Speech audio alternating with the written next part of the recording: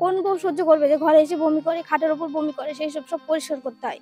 বৌমা তো অনুষ্ঠান হইলে জালের সঙ্গেও তো খাইয়ে বেড়ায়, শ্বশুরের বলবে যে ও বাবা মদ খাবাই, দেখো তোমার ছেলে এনেছে, বের করে দিত খেতে। মানে মদ খেয়ে এসে বমি করে এই জন্য তুমি সংসার করবে না, নাকি অন্য কোনো কারণ আছে?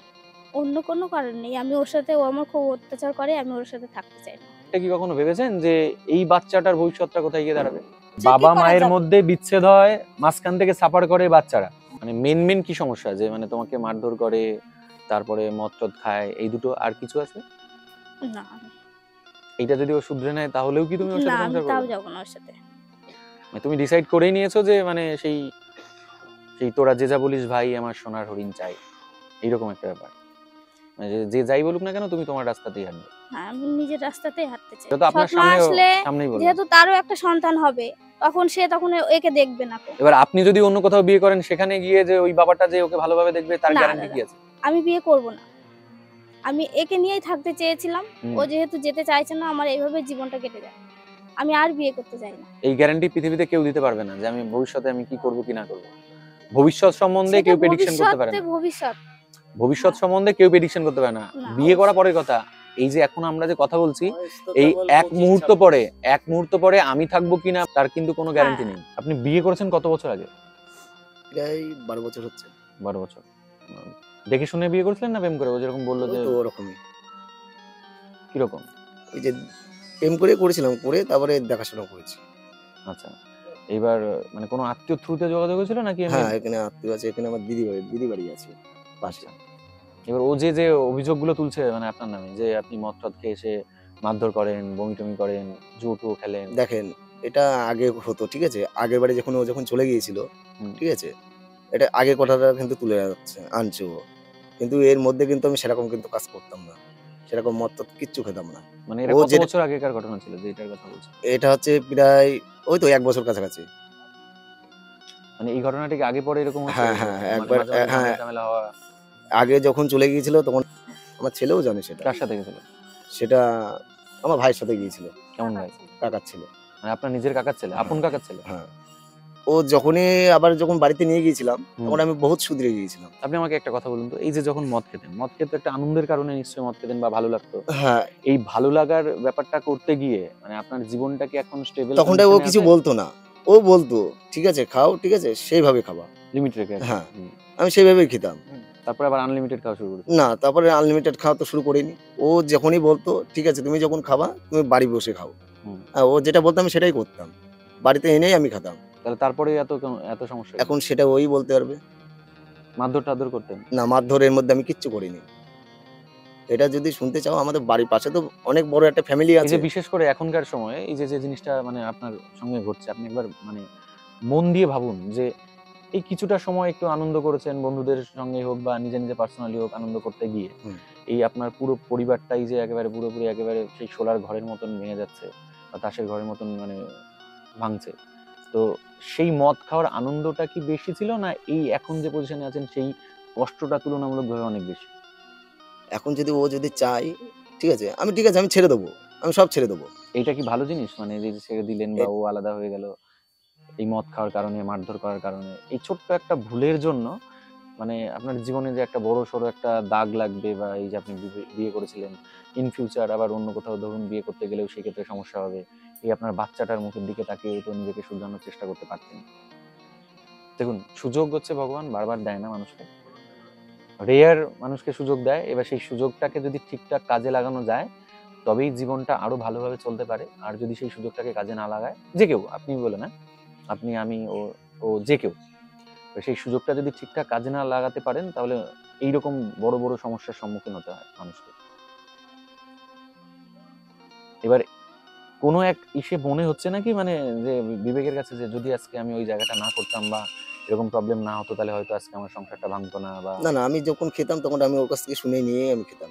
তাছাড়া মানে এই খেতাম যে না। ড্রিঙ্ক করতেন, তার জন্য কি আপনার কখনো মানে মনে হয় না, আফসোস হয় না যে না, এটা হয়তো আমার করাটা ঠিক হয়নি? হ্যাঁ, ঠিক হয়নি। আমি সেটা ওর কাছ থেকে শুনে নিয়ে আমি খেতাম। যাই হোক, তবুও মানে কখনো ওভার লিমিট নিশ্চয়ই খেতেন? না, ওরকম ভাবে খেতাম না আমি। আগে যেরকম খেতাম, ঠিক আছে? তখন তো বন্ধ করে যাই হোক, দিয়েছিলাম। জিনিসটা তো ভালো না, না? হ্যাঁ, এবার সেটাই এখন শুনেই খান আর না শুনেই খান, ব্যাপারটা হচ্ছে যে প্রবলেম একটা ক্রিয়েট করার পেছনে এই মদটা কিন্তু একটা বড়সড় ভূমিকা পালন করে। যে কোনো দেখবেন যে কোনো অনুষ্ঠান কোথাও হলে বা যে কোনো বড়সড় কোনো বিয়ে বলুন, কোনো পার্টি যাই বলুন, দেখবেন যে সেখানে যে কোনো ঝামেলার মূল কারণ কিন্তু বেশিরভাগ ক্ষেত্রেই নেশা। কেউ হয়তো মানে ওভার ড্রিঙ্ক করে ফেলেছে, সে গিয়ে একটু মানে ঝামেলা করতে করতে সেই ঝামেলাটা বড়সড় আকার নেয়। আপনি কি মনে করছেন শুধু মদ খাওয়ার জন্য উনি আপনাকে ছেড়ে দিচ্ছেন? না, মানে মদ খাওয়ার জন্য মানে আর কি ছেড়ে কি দিচ্ছে কারণ না। মনে হচ্ছে আপনার, যে মানে কি কারণে? আমার কারণ একটা রেকর্ডিং আছে, কিন্তু রেকর্ডিংটা শোনালে পরে আপনি বুঝতে পারতেন আচ্ছা বলুন, আপনি কি কারণে গেছে। শর্টকাটে বলুন। আগের বারে যখন চলে গিয়েছিল তখন আমার শাশুড়ি মাই বলছে ঠিক আছে, এবার যখন গেছে তোমার কাছে আমি পাঠিয়ে দেবো, যার সাথে ছিল আর কি, ঠিক আছে, আমার ভাইয়ের সাথে ছিল। সেই রকম ভাবেই এরা বলছে 6 মাস তুই থাক ওর কাছে, ঠিক আছে, আমি ঠিক তোর কাছে পাঠিয়ে দেবো। আপনার শাশুড়ি বলছিল? হ্যাঁ, এই কথাই বলেছে। এই কথাটার হচ্ছে রেকর্ডিংও আছে এখনো। আমার কথা যখন বিশ্বাস হচ্ছে না, না আপনার বিশ্বাস অবিশ্বাসের প্রশ্ন না, 10 বছর তো সংসার করেছে, কম বেশি খেয়েছে। সে তো বটে। অ্যাকচুয়ালি আমার ভাইয়ের বউ অকেশনে মদ খেয়ে নাচানাচি করেছে। আচ্ছা এটা ওটা নিজের মুখে স্বীকার করছে না, আমাদের সব জানাশোনা। তাহলে সেটা ও নিজের মুখে স্বীকার করছে না, কারণ ভাই খায় সেটা আমি মানছি। অকেশন বলো, বন্ধু বান্ধব হলে, আজ মানে 100 ভাগের মধ্যে 99 খাচ্ছে, 10 জন ভালো আছে। এটা আপনারাও জানেন। তাহলে এখন প্রথম যখন এসে এখানে ও শালাদের সাথে পার্টি করছে শ্বশুর শাশুড়ি রয়েছে, তাহলে সেখানে ওকে তখন শাসন করিনি কেন, আর প্লাস আমার বাবা মাকে জানায়নি কেন যে আপনার ছেলে এখানে এসে? না, বলছে যে আপনার বাবা মাকে জানিয়েছে অনেকবার, কিন্তু তারা সেটা বারবার তো বারণ এই করেছে। হালে জানিয়েছে, যেহেতু ওর ওখানে ভালো লাগছে না। ও আমার কাকার ছেলেকে ভালো লেগেছে, একবার গিয়েছে, আবার ও বেশি ইনকাম করে, যাই হোক ওর ইন্টারেস্ট লেগেছে, ওখানে আবার যেতে চাইছে। ওর তো একটা অজুহাত দিতে হবে। যাই হোক, ওই অজুহাতটা আপনাদের জানালো। প্রথমবার যখন মিসিং ডায়েরি করা হয়েছে, বাড়িতে নিয়ে গেছি, পরের দিনে ভাই আবার বউকে নিয়ে গিয়ে মিসিং ডায়েরিটা তুলে এসেছে। এবার গেছে, এবারও মিসিং ডায়েরি করা হয়েছে। ওর ভাত খেতে চাই না, কারণ ও আমাদের 10 বছর বিয়ে হয়েছে। ওর কাছে জিজ্ঞেস করুন, ও বাবা হিসেবে, স্বামী হিসেবে কোন কর্তব্যটা পালন করেছে, আমাকে সেটা ওর প্রশ্ন উত্তর করুন। মানে আমি জানতে চাইছি যে কি কর্তব্য পালন করেনি? না করেছে স্বামীর কর্তব্য, না কি করেছে রকম সন্তানের। কর্তব্য? যেমন ও কর্তব্য জন্ম বলতে হয়েছে, কি আমার বলতে চাইছেন? শ্বশুর মশাই দাঁড়িয়ে আছে, জিজ্ঞেস করুন ওকে কে মানুষ করেছে। কাকে? ওকে, বাচ্চাকে? আপনার হ্যাঁ। বাচ্চাকে? ওর বাবা মানুষ করেছে, হুম। আমার শ্বশুর মশাই মানুষ করেছে। আর আমার কেন আপনার শ্বশুর মশাই মানুষ করবে কেন, আপনি থাকবেন? না সেটা না, দুধ খাওয়ানো বলো, যাবতীয় জামা কাপড় পুজো করানো সমস্ত আমার শ্বশুর দেখেছে ওকে। না, তাহলে আপনি কি করতেন? মানে বাচ্চার প্রতি তাহলে আপনার না যে দায়িত্বটা সেটা আছে না, সেটা না দাদা। যেমন ওর যেমন বাবার কর্তব্য, টাকা পয়সা দিয়ে সমস্ত রকম তো সাহায্য করবে, কিন্তু ও কিছুই করে না। তাহলে এত বছর 10 বছর কি করে থাকলেন আপনি শুধু? ওই যে শ্বশুরের ভরসায় ছিলাম। শ্বশুরের ভরসায় আপনি 10 বছর সংসার হ্যাঁ, করলেন? এইটাই, শ্বশুরের ভরসায়, শ্বশুরের মুখের দিকে তাকিয়ে আমি ওনার ইনকামে খেতাম। যখন ও পারতো দিত। শ্বশুরের ভাষায়, শাশুড়ির ভাষায় ছিলাম। যখন দেখলাম যে ওরাও আমার সাথে খারাপ ব্যবহার করা শুরু করে দিল, আমি ওর মা বাবাকে সব জেনেছি। কি রকম খারাপ ব্যবহার? যেমন হচ্ছে আমার সাথে মারধর করতো, পাড়ার লোকের সাথে কথাবার্তা বলে শুনে এসে মারধর করতো, প্রচন্ড মারধর করেছে। মারধর করে কি মানে মাথা টাথা ফেটেছে বা এরকম কি হয়েছে? অবশ্যই আমার কি কান হয়েছে? দিয়ে রক্ত বার করে দিয়েছে। ডাক্তার, সেই ডাক্তার সার্টিফিকেট না, সেটা অনেক দিন হয়ে গেছে দাদা। কতদিন আগে? তা তোমার খেয়াল নেই, অনেক দিন হয়ে গেছে। কত বছর আনুমানিক? তখন আমার ছেলে অনেকটাই ছোট।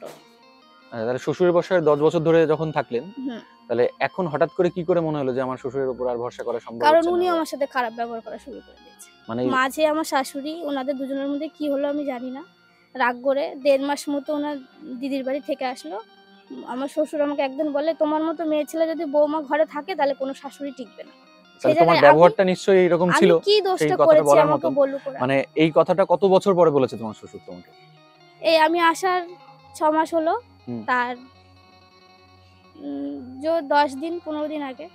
10-15 দিন আগে বলেছে যে তোমার মতন মানে মেয়ে নিয়ে সংসার করতে পারবে না, যে কেউ হ্যান এইরকম টাইপের। হ্যাঁ, অবশ্যই। তাহলে এই 10 বছর ধরে তাহলে ওনারা তো আর কিছু এর আগে কখনো কিছু বলেনি, তাহলে হঠাৎ করে এই 10 দিন আগে কি এমন করেছো যে যার জন্য এই কথাটা ওনাকে বলতে হলো তোমার?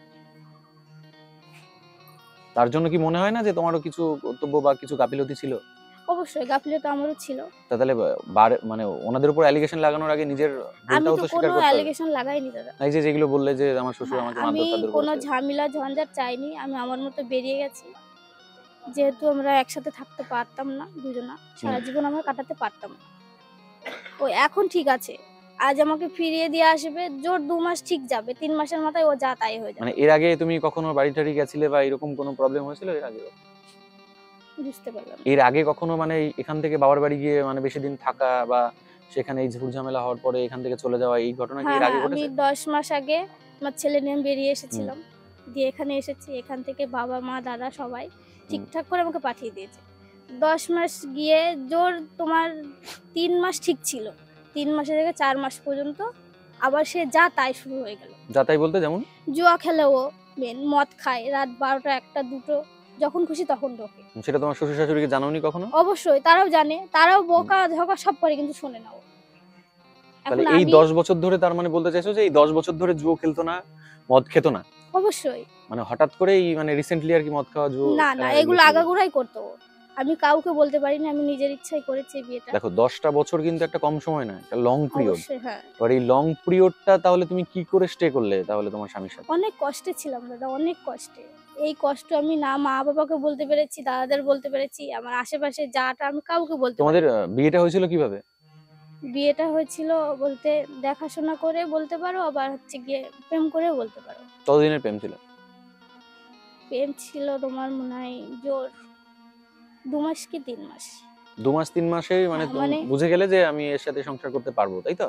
এখন তখন বয়স অল্প ছিল, কত বয়সে বিয়ে হয়েছে তোমার? আমার বিয়ে হচ্ছে 16 বছর বয়সে। 16 বছর বয়সে। মানে তখন তোমার কি ইচ্ছে ছিল না ইচ্ছে ছিল না? হ্যাঁ ইচ্ছে ছিল, ইচ্ছে না থাকলে দিল কি করে। তাহলে তখন মানে ভেবেচিন্তে তুমি বিয়েটা করলে, করার পরে তখন এই যে যে প্রবলেম গুলো হচ্ছিল এই প্রবলেম গুলো নিয়ে বাবা মাকে নিশ্চয়ই জানিয়েছো? বাবা মাকে জানিয়েছি, বাবা কখনো মা লোকাল কোনো বলতো যে লোকাল কোনো দেখো মেম্বার টিম্বারকে না এইভাবে না, আমি জানানো বা কাউকে পঞ্চায়েতকে? জানাই, আমি কাউকে জানাই।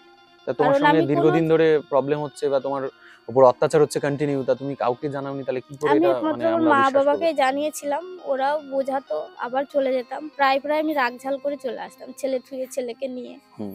প্রায় প্রায় আমি চলে আসতাম। আচ্ছা, প্রায় প্রায় মানে চলে হ্যাঁ, আসতে? আমি চলে আসতাম ছেলে নিয়ে। ওরম দাদা বাবা সবাই বোঝাতো, বোঝাতে বোঝাতে আমি চলে যেতাম। তোমার ছেলেকে কে বেশি ভালোবাসে, তুমি না ও? সেটা ওই বলতে পারে। না না, তুমি বলো। বাবা মা দুজনেই ভালোবাসি এবার তোমার কি মনে হয় তোমার ছেলে কাকে ভালোবাসে? তোমার ছেলে কাকে ভালোবাসে, তোমাকে না ওকে? সেটা ও জানে।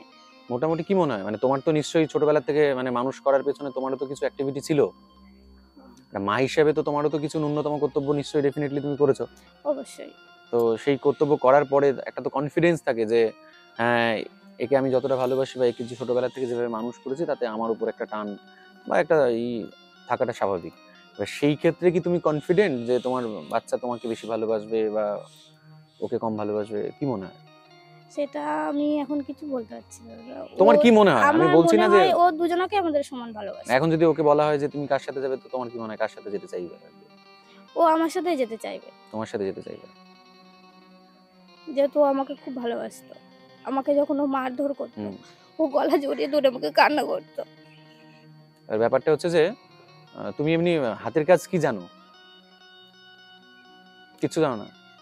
তো তোমার বাবা মা কি তোমাকে মানে ধরো এই যে তুমি বলছো যে ডিভোর্স চাইছো, সংসার করবে না, এবার ডিভোর্স নিয়ে যাওয়ার পরবর্তী যে মানে সময়টা, সেই সময়টা কতখানি প্রবলেমেটিক সিচুয়েশনে তোমাকে পড়তে হতে পারে, কোনো আইডিয়া আছে তো?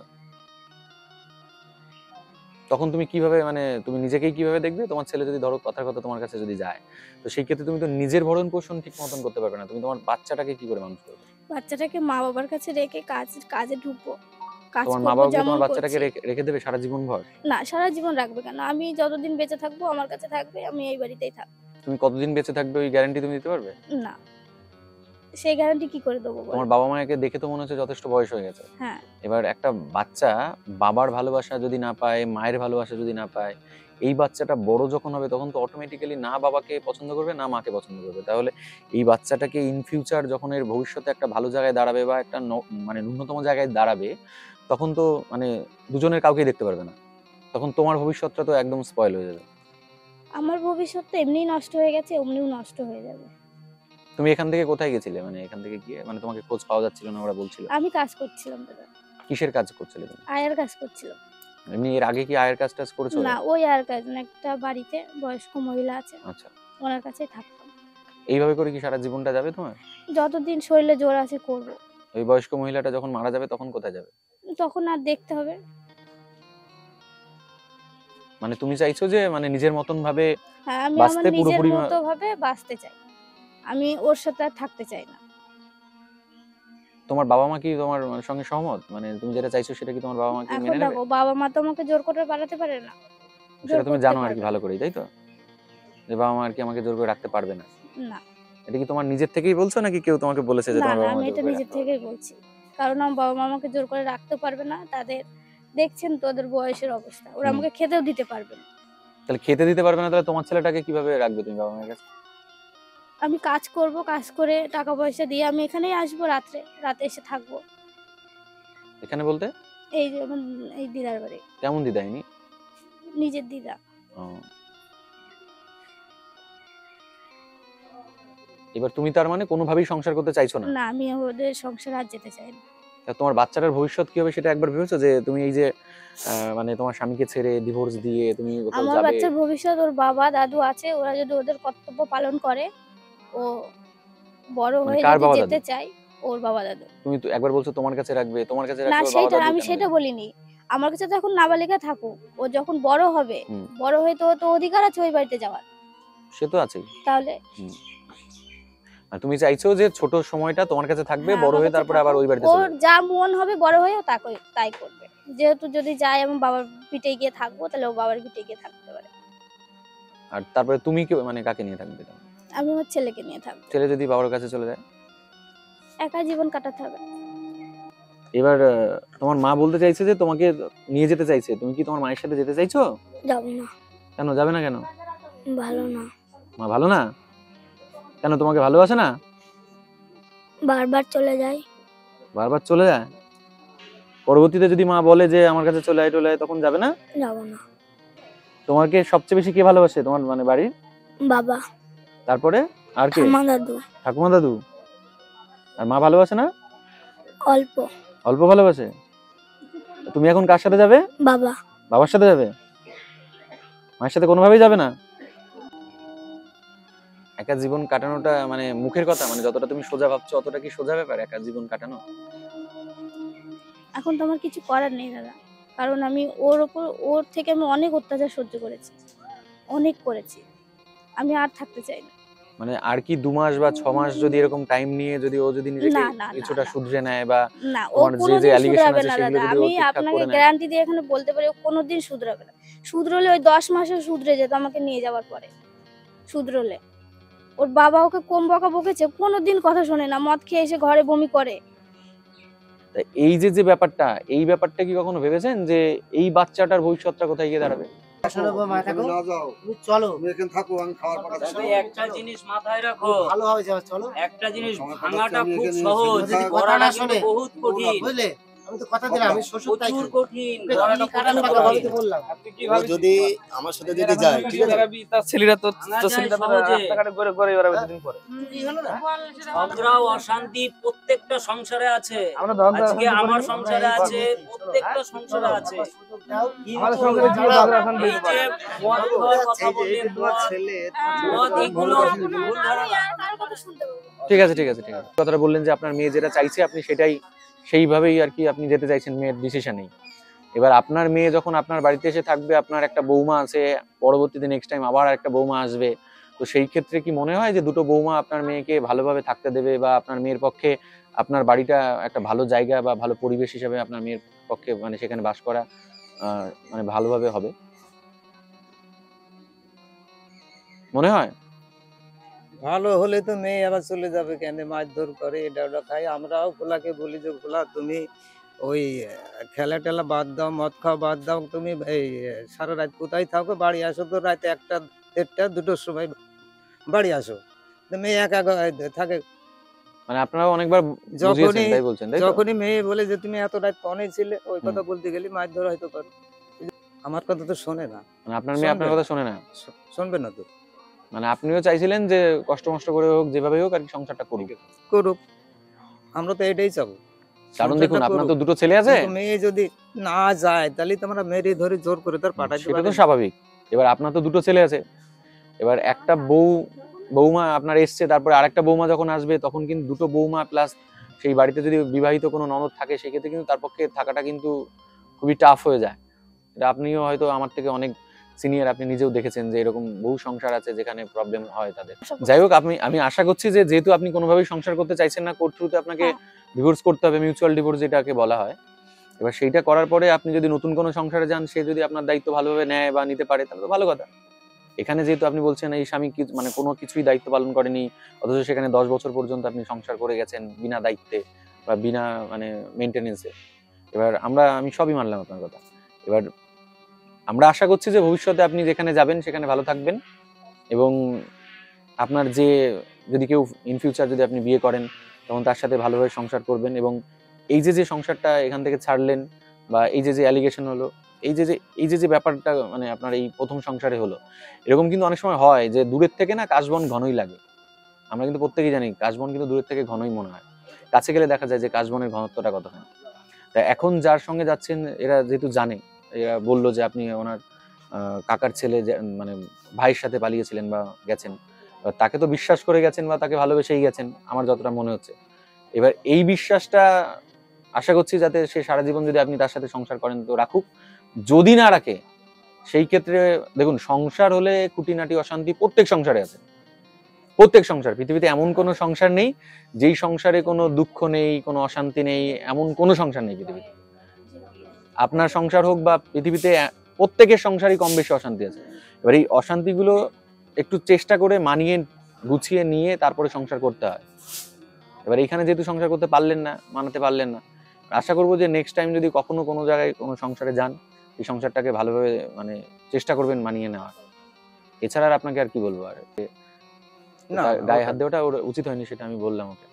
এবার আপনারা চাইছেন যে যদি আপনার মেয়ে না থাকতে চায়, সেই ক্ষেত্রে আপনার মেয়ে যেটা চাইবে সেটাই আপনারা মেনে নেবেন। মেনে নেব।